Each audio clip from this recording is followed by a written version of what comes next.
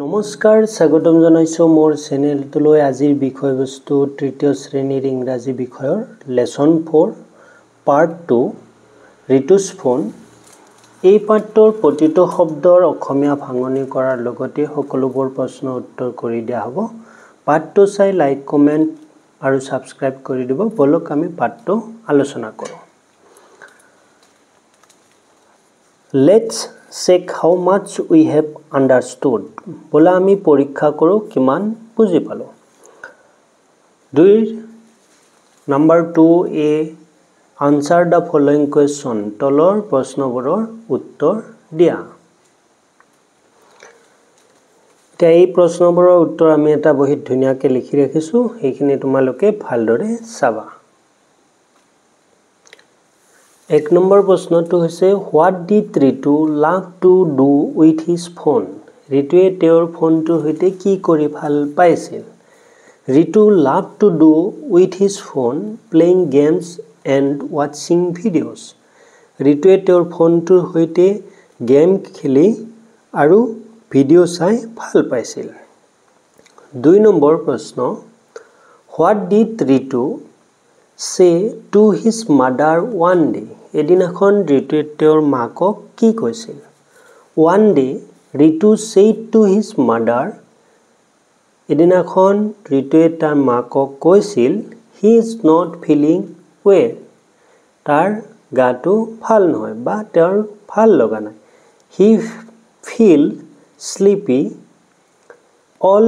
the time আৰু he কি কৰিছিল সদায় टुपनी যোৱা ভাব হৈছিল ইয়াত ফিলস হ'ব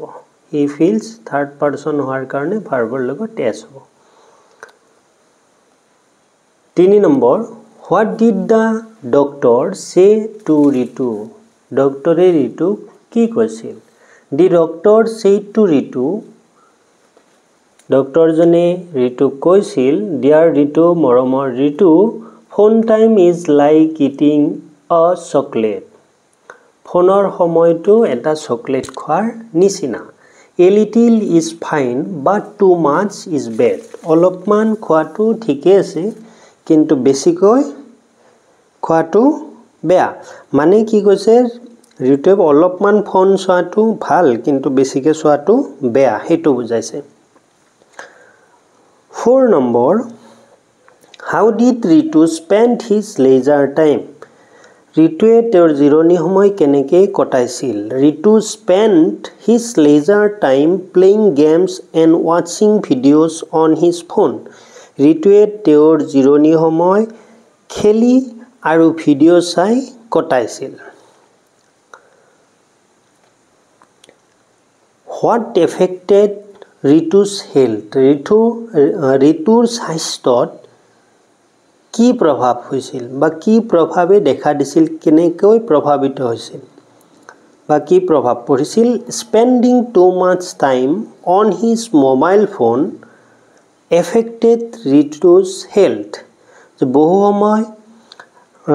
মোবাইলত কটোৱাৰ ফলত ঋতুৰ স্বাস্থ্যত প্ৰভাৱ পৰিছিল মানে কেনেকুৱা ধৰণৰ অৱনতি ঘটিছিল হেতুক কৈছে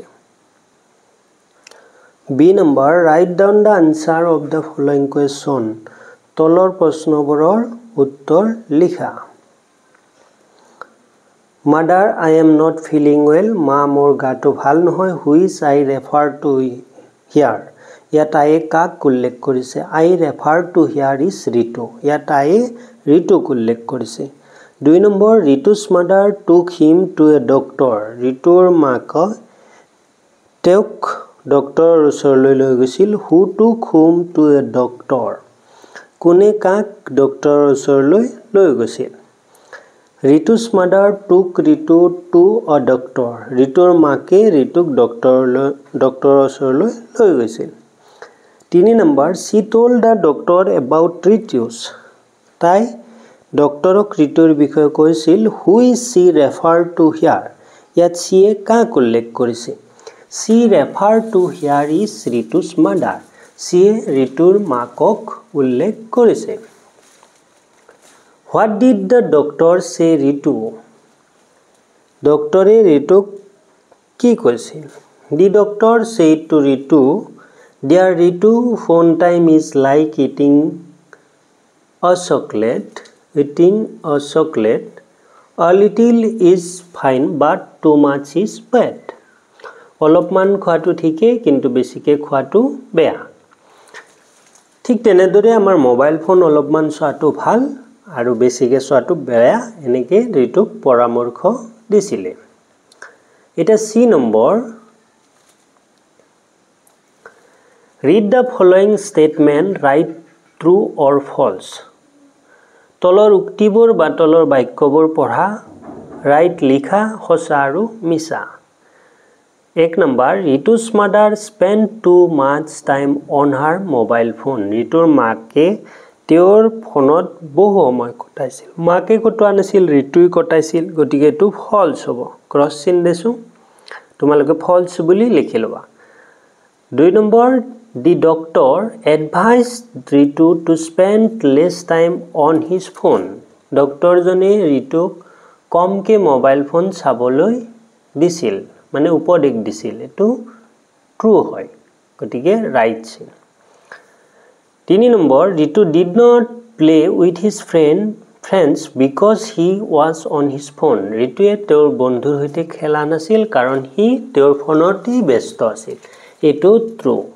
গতিকে ট্ৰু টু লিখি লবা মই ৰাইট চিন দি থৈছো ইয়াত Ritu's eyes felt tired because of reading storybook. ঋতুৰ চকু জুৰি ক্লান্ত হৈছিল কাৰণ হি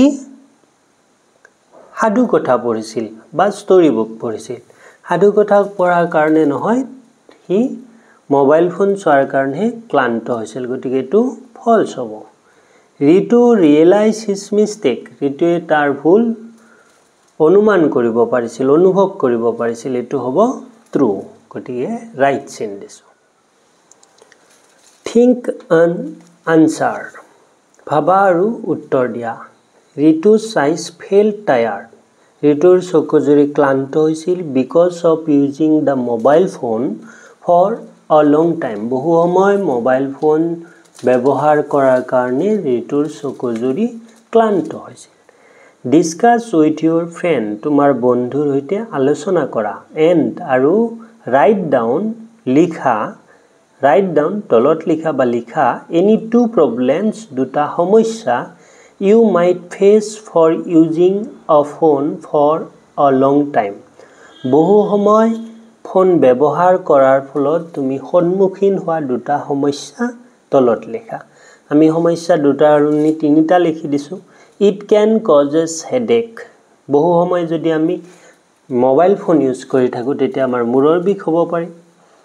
it disturbs sleep টোপনি ভাঙিব পাৰে টোপনি না বিৰক্তিকৰ হ'ব পাৰে বা টোপনি নোযোৱা হ'ব পাৰে 3 number it reduce concentration on studies আৰু পঢ়াৰ প্ৰতি মনোযোগ কমিব পাৰে এনেকুৱা ধৰণৰ আমি প্ৰবলেমৰ সন্মুখীন হও যদিহে আমি বেছিকে মোবাইল ফোন ইউজ কৰো এটা 2 number if you were given a mobile phone যদি তোমাক এটা মোবাইল ফোন দিয়া হয় তুমি কি কৰিবা what would you do তুমি কি কৰিবা আমাক জেনাৰেলি মোবাইল ফোন এটা দিলে কি কৰিম আমি গেম খেলিম আৰু ভিডিও চাম playing games and watching videos বা আমি জেনাৰেলি আমি ডাঙৰ বিলাকে কি কৰিম অনলাইন পেমেন্ট কৰিম মানে লিমিটেশনটো আমি জেনাৰেলি ইউটিলাইজেশনটো আমি ভাল কামত কৰিব লাগিব মোবাইল ফোনৰ এটা 4 নম্বৰটো হ'ব এ 4 এ we have found the following words in the lesson we have found আমি পাইছিলো the following words in the lesson পাঠটোত আমি তলৰ শব্দবোৰ পাইছিলো each word ends with ing প্ৰতিটো শব্দৰ শেষত ing আছে playing খেলি থকা doing কৰি থকা watching চাই থকা eating খাই থকা প্ৰতিটো শব্দৰ শেষত ing আছে now read the lesson again and underline the words ending with ing lesson to পঢ়ি আৰু এনেকুৱা ing থকা শব্দৰ তলত এনেকে আন্ডাৰলাইন কৰিব দিছে এতিয়া আমি বি নম্বৰটো চাম add ing to the following words and rewrite the words এটো তোমালোকে কৰিবা আন্ডাৰলাইন কৰিবা বিচাৰি পিনে এটো ইজিয়ে হয় আইএনজি হেকত বিচাৰিলে হল লেসনটো পঢ়ি এটা B number add ing to the following words and rewrite the words add ing যোগ কৰা to the following words তলৰ শব্দবোৰত এই শব্দবোৰত ing যোগ কৰিব লাগে and rewrite the words আৰু পুনৰ লিখিব লাগে sleepৰ লগত ing যোগ কৰিলে sleeping হ'ব মানে হোৱা হৈ থকা হ'ব spending spend মানে কটোৱা বা খৰচ কৰা spending খৰচ কৰি আছিল মানে গৈ থকাটোক মানে চলি থকাটোৰ লগত ing হয় looking starting looking sight চোৱা চাই থকা start আৰম্ভ হৈ থকা মানে চলি থকা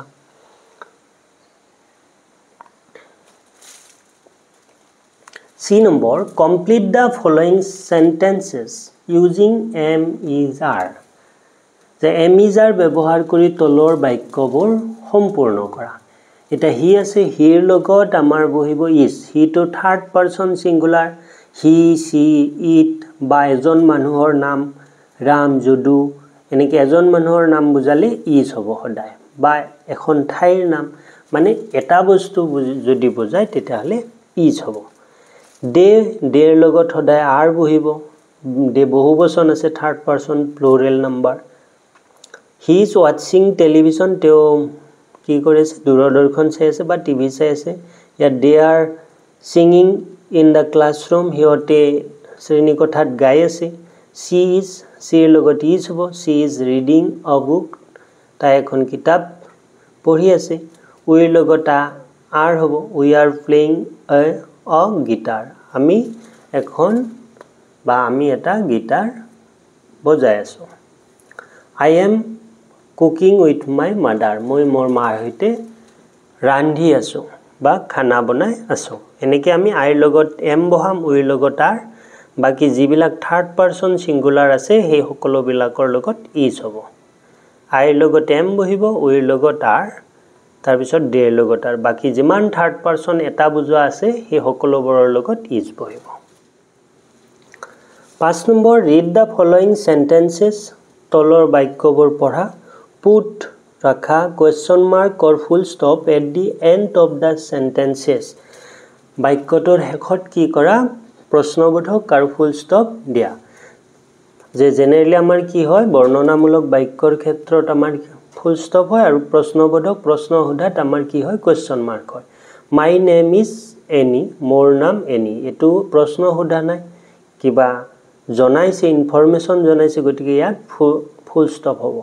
can I go outside to play মই বাহিৰত খেলিব যাব পাৰোনে ইয়াত question mark হ'ব I help my mother in the kitchen মই মোৰ মাক পাকঘৰত সহায় কৰিম এটো হ'ব full stop can I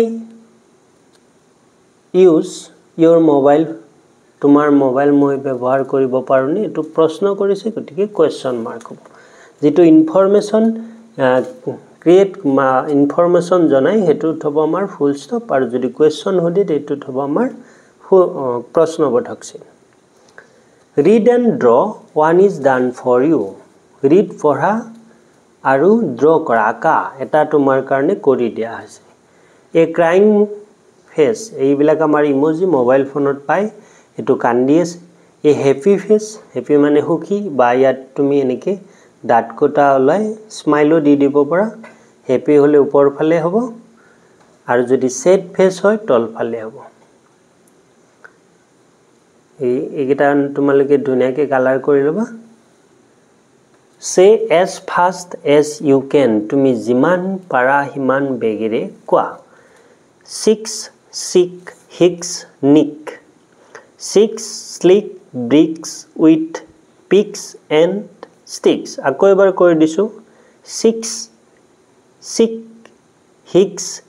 nick 6 slick bricks with picks and sticks read the following sentences given in the bubbles এই bubblesত থকা বাক্যবোৰ পঢ়া these are a few do's and don'ts that Ritu's mother shared with him Ritur মাকে তেওঁৰ সৈতে share কৰা কিছুমান কৰিব লগা আৰু কিছুমান নকৰিবলগা কাম ইয়াত উল্লেখ কৰিছে সেইটো তোমালোকে চোৱা wake up early in the morning ৰাতিপুৱা সোনকালে উঠিব লাগে don't overuse the mobile phone বেছিকে ব্যৱহাৰ কৰিব নালাগে water the plants in the garden বাগিচাত পুলিত পানী দিব লাগে don't eat junk food আৰু junk food খাব নালাগে junk food means chips bread এবিলাক chocolate do your homework regularly আৰু তোমাৰ গৃহ কাৰ্য নিয়মিতভাৱে কৰিব লাগে wash your hands with soap before and after eating খোৱাৰ আগত আৰু পিছত সাবনেৰে হাত ধুব লাগে don't talk while eating যেতিয়া খাই থকা তেতিয়া কথা ক'ব নালাগে play outdoor games বাহিৰত খেলা খেল খেলিব লাগে এইখিনি ঋতুৰ মাকে তেওঁক পৰামৰ্শ দিছিল advice in groups দলত discuss which of the above you should do and which you should not do যে ওপৰৰ যিমান কেটা বাক্য আছে হেতু তুমি কৰিবলৈ কৰা আৰু তুমি নকৰা হেতু আলোচনা কৰা write down the do's and don'ts in the given column যে তলৰ কলম দুটা যেটো কৰা হেতু লেখা আৰু যেটো নকৰা হেতু লেখা তে do'sত কি হ'ব wake up early in the morning water the plants in the garden do your homework regularly play outdoor games wash your hands with soap before and after eating don't overuse the mobile phone don't eat junk food don't talk while eating read the message written by Ritu on Teachers Day message to পঢ়া যেটো ঋতুই শিক্ষক দিৱসৰ দিনা লিখিছিল respected teacher সন্মানীয় শিক্ষক happy teachers day শিক্ষক দিৱসৰ শুভকামনা থাকিল you teach guide and care for us and make our school days happy every day আপোনাৰ শিক্ষা পথ প্ৰদৰ্শক আৰু যত্নই আমাৰ প্ৰত্যেকটো দিন সুখী কৰে thank you for being such a wonderful teacher এনেকুৱা এজন মহান শিক্ষক হোৱাৰ বাবে আপোনাক ধন্যবাদ বা সুন্দৰ শিক্ষক হোৱাৰ বাবে আপোনাক ধন্যবাদ with regards ঋতু এতে এনেকে তাৰিখ এটা দি দিছে এনেকে আমি লিখিব লাগে now write a message to your teacher এটা তোমালোকৰ শিক্ষকলৈ এটা বাৰ্তা লিখা বা মেছেজ লিখা হাৰহীন যদি শিক্ষয়িত্ৰী হয় হার হ'ব যদি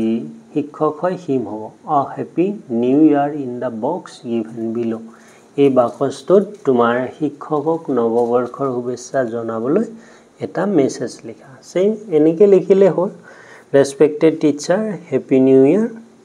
সন্মানীয় শিক্ষক নৱবৰ্ষৰ শুভেচ্ছা থাকিল may this new year নতুন বৰ্ষই bring you good health ভাল স্বাস্থ্য কঢ়িয়াই আনে happiness সুখ and success আৰু আপোনাৰ ফিউচাৰত মানে কৃতকাৰ্যতা আনে thank you for always guiding and inspiring us ধন্যবাদ সদায় আমাক কেনেদৰে গাইড আৰু অনুপ্ৰেৰণা যোগোৱাৰ কাৰণে মানে পথ প্ৰদৰ্শক আৰু অনুপ্ৰেৰণা যোগোৱাৰ কাৰণে ধন্যবাদ with regards এনেকে লিখিলে হ'ল